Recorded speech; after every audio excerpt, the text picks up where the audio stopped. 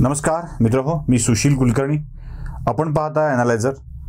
आज एका विचित्र विषयावर आपण बोलणार आहोत. शीर्षक वाचूनच तुम्हाला कळलं असेल, प्रातर्विधीमधला अशौच. मी काहीतरी वेगळं आणि विचित्र सांगणार आहे. हो, माध्यमांचा प्रातर्विधी जो काही असतो ना, तो काय आहे हे तुम्हाला मी याआधी सांगितलेलं आहे. रोज सकाळी उठून संजय राऊतांच्या दारासमोर जायचं, त्यांना भिन्न भिन्न विषयावर प्रश्न विचारायचे, त्यांच्याकडून उत्तरं घ्यायची, ती दिवसभर चालवायची आणि मग त्यात राऊत कसे बोलले हे सांगायचं. आता या प्रातर्विधीमध्ये जे कोणी बघायला सहभागी होतील त्यांना या दुर्गंधीचा त्रास तर होणारच. लोक त्यांच्यावरही भडकणार. एके दिवशी चक्क राऊतच त्यांच्यावरती भडकले आणि राऊतांनी नको ती शब्द माध्यमांच्या प्रतिनिधींना वापरून टाकले. राऊत आपल्या स्वभावाप्रमाणे, सवयीप्रमाणे बोललेले आहेत आणि त्यांचं बोलणं, राऊतांनी जे काही बोललेत ते स्वाभाविक आहे. म्हणजे मला चीड वगैरे राग असं येत नाही आहे. जेव्हा तुम्ही प्रातर्विधीला जाता तेव्हा जे काही उत्सर्जित होतं ना, ती घाणच असते.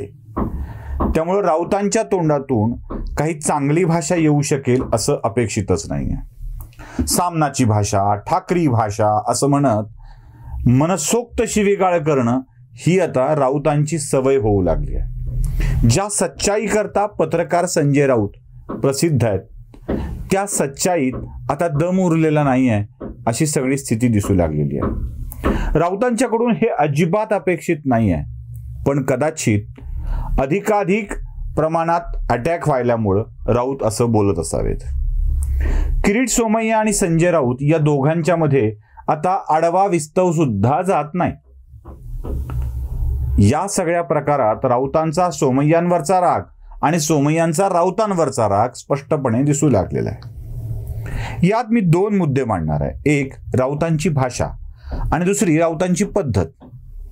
सोमय्यांच्या विरोधात, सोमय्यांच्या विषयात प्रश्न विचारल्यानंतर राऊत अचानक भडकले. इतके भडकले की त्यांना त्यांच्या जिभेवरती नियंत्रण उरलं नाही.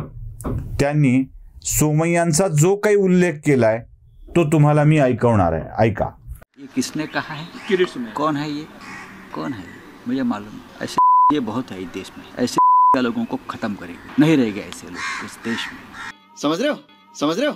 एका माजी सदस्य, राज्यसभेतल्या लोकसभेतल्या सदस्याविषयी, एका माजी आमदाराच्या विषयी, भाजपच्या एका मोठ्या नेत्याच्या विषयी संजय राऊत जे शब्द वापरतायत ते समर्थनीय असूच शकत नाहीत. एखाद्या माणसाला या शब्दात बोलणं हे एकतर स्वतःचं नियंत्रण सुटलं असं आहे किंवा दुसरा कुठला मार्ग उरला नाही अशी ती स्थिती आहे. मला आता शिव्या द्याव्याच लागतील अशा स्थितीवर राऊत आलेले आहेत का?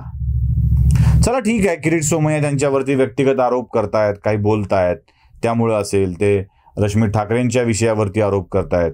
खरं तर रश्मी ठाकरेंच्या विषयावरचे आरोप किरीट सोमय्यांनी मागेच बंद केलेले होते.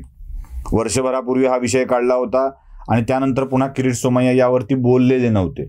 किरीट सोमय्यांना बोलतं करायला कारणीभूत संजय राऊत ठरलेत, कारण त्यांच्या त्या प्रचंड मोठ्या आंतरराष्ट्रीय पत्रकार परिषदेमध्ये विश्वप्रवक्त्यांनी रश्मी ठाकरे यांचा विषय पुन्हा एकदा उकरून काढला होता. म्हणजे तो विषय नव्हताच खरं तर, ज्याची चर्चा बंद झाली होती त्या विषयाला पुन्हा प्रकाशात आणून किरीट सोमय्यांना त्या विषयात पुन्हा एकदा ॲक्शन घ्यायला राऊतांनीच भाग पाडलं होतं. म्हणजे यात राऊतच सहभागी आहेत. रश्मी ठाकरेंच्या सोबत संजय राऊतांच्यावर देखील किरीट सोमय्यांनी आता आरोप करायला सुरुवात केलेली आहे. संजय राऊतांच्या जवळच्या माणसांनी केलेल्या कोविड सेंटर घोटाळ्याबाबत ते बोलत आहेत. त्यांच्या दारू कंपन्यातील सहभागाविषयी बोलत आहेत. थेट संजय राऊतांचा सहभाग नसेल कदाचित, पण संजय राऊतांच्या मुलीचा, संजय राऊतांच्या पत्नीचा या सगळ्या प्रकारामध्ये सहभाग आहे हे स्पष्टपणे दिसू लागलं. आणि मग किरीट सोमय्यांनी याबाबत वार सुरू केल्यावर राऊत सोमय्यांच्यावरती भडकू लागले. आता ह्या भडकण्यावर, म्हणजे या शिव्या देण्यावर, शिवीगाळीवर तशी राऊतांच्याकडून लवकरच स्पष्टीकरण येईल की त्या शब्दाचा अर्थ नेमका काय आहे. जसा हरामखोर या शब्दाचा अर्थ नॉटी असा होऊ शकतो. राऊतांची डिक्शनरीच वेगळी आहे. म्हणजे खरं तर ते आता चाऊस डिक्शनरी नंतर राऊत डिक्शनरी असा एक प्रकार आणावा. म्हणजे वीरकर, तडकर, तरखडकर, याच्यानंतर चाऊस, याच्यानंतर आता संजय राऊत. राऊत डिक्शनरी अशी एक नवी डिक्शनरी आणली पाहिजे आणि जी म्हणून काही असभ्य असंसदीय शब्द आहेत त्याचा नवा अर्थ सांगणारी एक वेगळी डिक्शनरी आता अस्तित्वात आणायला पाहिजे. संजय राऊतांनी आपण वापरलेला शब्द पुन्हा पुन्हा वापरला आणि त्यांच्या लक्षात आलं की आता याचा बाजार होऊ शकतो, तेव्हा त्यांनी प्रसारमाध्यमांच्या प्रतिनिधींनाच धमकावलं की तुम्ही असे प्रश्न विचारताच कसे, मला पुन्हा असे विचारायचे नाहीत आणि असे प्रश्न विचारायचे असेल तर माझ्या दारात यायचं नाही. मी खोटं वाटतोय, बघा राऊत काय म्हणतायत. अभी रख दो माइक बंद. जो सोने वाले इशू आप मुझे पूछते हैं ना फालतू आप पूछो, आपको बता ठीक है सर, नेक्स्ट टाइम पूछना है. अभी भी आपने जरूरत नहीं नहीं सर ये अरे कौन पुलिस ये जो मैंने बोला ना करते हुए इस प्रकार से सवाल आप यहाँ मुझे पूछते तो आना नहीं. मला राऊतांचं अजिबात काही वाटत नाही मित्रांनो, अजिबात काही वाटत नाही. संजय राऊतांनी पत्रकारांशी असं बोलावं हे अपेक्षित आहे.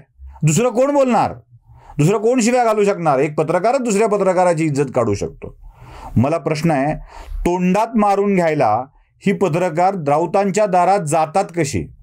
एरवी असं कोणीही म्हणालं असतं तर पत्रकारांनी धिंगाणा घातला असता, अक्षरशः बहिष्काराचं हत्यार उपसलं असतं, आम्ही येणार नाही असं सांगितलं असतं, या बातम्या पुन्हा पुन्हा चालवल्या असत्या. पण संजय राऊतांच्याकडून अशी वाक्य आल्यावर सुद्धा पुन्हा सकाळी आपला बूम घेऊन त्यांच्या दारात जाणे, बूम त्यांच्या तोंडासमोर लावणे आणि ते बूमवर जे काही बोलले किंवा न बोलले तर तोच बूम आपल्यातच, अशी सवय जर पत्रकारांना असेल आणि पत्रकार हे सहन करणार असतील तर बरं झालं देवा माझी पत्रकारिता सुटली, बरं झालं मी 2% युट्यूबर म्हणून आलो. तसं अशा स्वरूपामध्ये संजय राऊत सातत्यानं बोलणार असतील, म्हणजे किती वाह्यातपणे ते पत्रकारांशी बोललेत. कालच बोललेत असं नाही आहे, याच्या आधी पण ते तसंच बोललेत, याच्या आधी पण त्यांनी अपमान केलेला आहे आणि याच विषयात केलेला आहे. त्यांच्याकडून सतत अपमान होऊन सुद्धा ते 3-4 बूम दिसत होते मला. त्या वाहिन्यांचे पत्रकार पुन्हा पुन्हा संजय राऊतांच्याकडून अपमान करून घ्यायला जातात आणि सकाळी जातात, सकाळी भल्या पहाटे अपमानापासूनच सुरुवात होते, अपमानापासूनच. अशा वेळी पत्रकारांना नाही का वाटत की हा माणूस आपला अपमान सातत्यानं करतोय, खरं तर त्याला आपण दाखवतोय, प्रसिद्धी वाढवतोय, त्याचं नाव वाढवतोय, तर पत्रकारांना सन्मान द्यायचं सोडून हा माणूस अपमानच करतोय. पत्रकार तो अपमान सहनही करतायत. मला एक कळतं, व्यवस्थापनाने याबाबत काही स्वीकारलं असेल धोरण लांगुलचालन करण्याचं.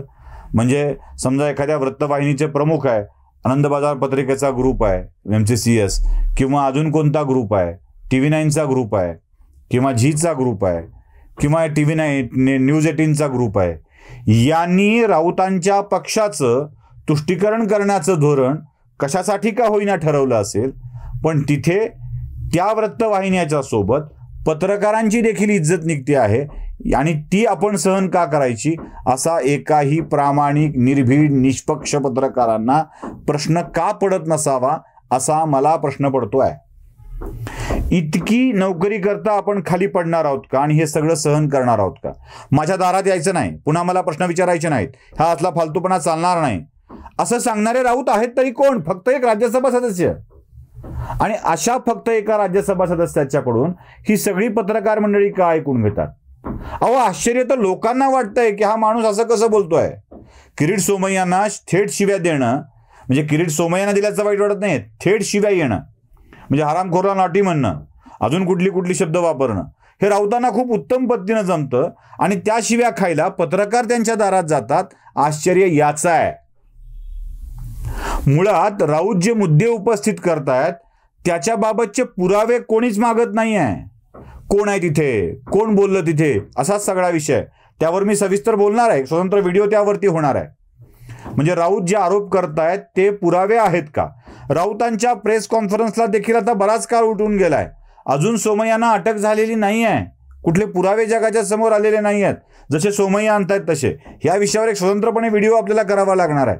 पण या सगळ्या प्रकारात या प्रातर्विधीमधला जो अशोच आहे तो राऊतांच्या मुखातून सतत बाहेर पडतोय, सतत बाहेर पडतोय आणि याबाबत पत्रकारांना कसलंही शल्य वाटत नाही, कसलंही दुःख वाटत नाही, याचं जास्त दुःख वाटतंय.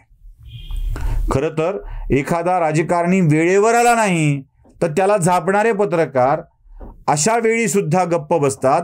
नवल याचं आहे आणि हे नवल खात्रीमध्ये बदलत आहे की कितीही राऊतांनी प्रहार केला, कितीही घाणेरड्या भाषेत बोलले तरी आम्ही सकाळी आमचा बूम घेऊन, टमरेलासारखा हातात बूम घेऊन राऊतांच्या दारात त्या प्रातर्विधीची वाट बघायला थांबणारच, हे पत्रकारांनी धोरणात्मक ठरवलेलं आहे. म्हणूनच या पत्रकारांच्या सहनशीलतेला, धैर्याला, कोडगेपणाला सलाम करून मी थांबतो. नमस्कार.